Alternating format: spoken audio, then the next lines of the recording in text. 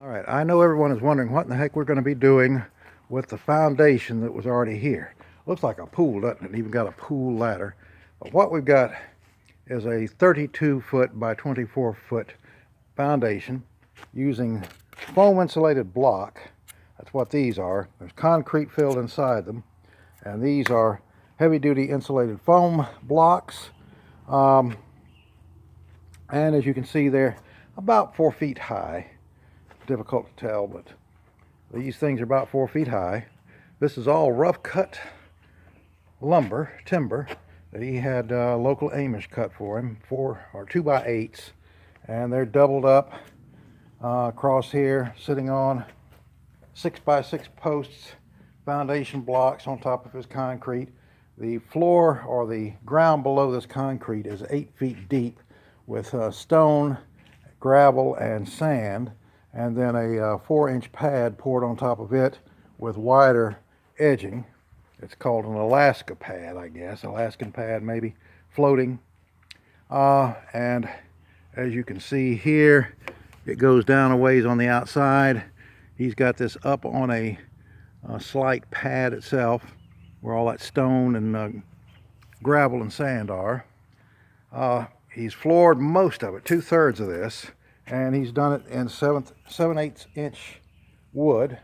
We're going to go through here, sand all of this down nice and flat where it's cupped, and use it just as it is. Sand these edges down, take these drip edges off, and when we have got all this sanded nice and smooth, then we're going to put 3/4 inch tongue and groove subflooring on top of it, directly on top of that. So we have a very thick surface. And as you can see, sitting up on top of this are thousands of pounds of logs. These are all the logs that he had cut and ready to build a log cabin on top of this platform on the foundation. And we're going to use those to do something very similar. Hopefully, we'll be able to do a good bit more than just the log walls type look. And we will finish off this section here, another 12 feet or so, with the joists, continue on the supports, 3 more of those here all the way over to the wall, and then run our 12-foot 2x8s just like he's been doing, continue that on out, and then lay the subfloor, continue the subfloor at the level we have here on top of this. We'll continue out level all the way over to this wall. So that will complete it and then give us a complete solid square area that we can then lay out our walls, raise our walls, then put the floor joists on top of that. They're not floor joists, but they're going to be floor trusses on top of the wall.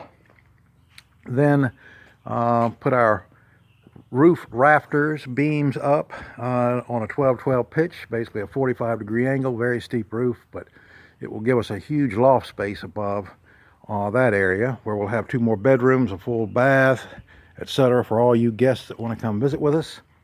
And you can see over here, Terry, the gentleman that owns this property, has been collecting these logs for a long time, and we have stacks of them covered up in tarps everywhere.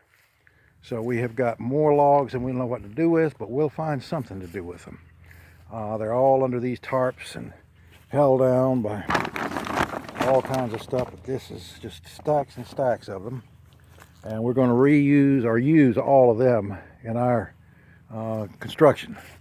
We've also got, of course, he's hauling all of his garbage and so forth off, but we've got piles of lumber, future lumber, trees, wood, all over the property again. He is a big forestry man, cut wood all his life, and continues to do so on this property, clearing up all the dead trees and so forth. We've even got more trees that he saved and debarked, ready to use for other construction projects. So we're going to put these to good use as well, and they're all underneath these tarps. Here's our main source of power when the sun is down.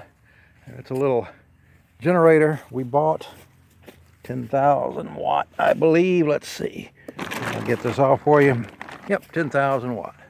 So we got this dual fuel Champion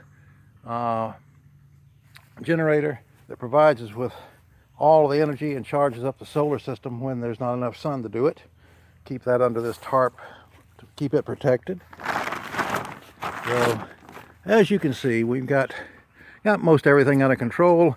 We're not living like primitives, but of course we're not living like you either at this point, unless you're homesteading it yourself. Look at that, even have a orange string for our clothesline over here. So we're getting a portable washing machine tomorrow. A little teeny thing, but it will allow us to do all our washing here instead of spending all that money at the time, gas, and expenses of a laundromat. So that's the grand tour and where things stand now. I think the trucking mama, our tractor mama, is over there somewhere down there mowing the grass, and I've got a bug that's attacking me now. So we'll talk to you later.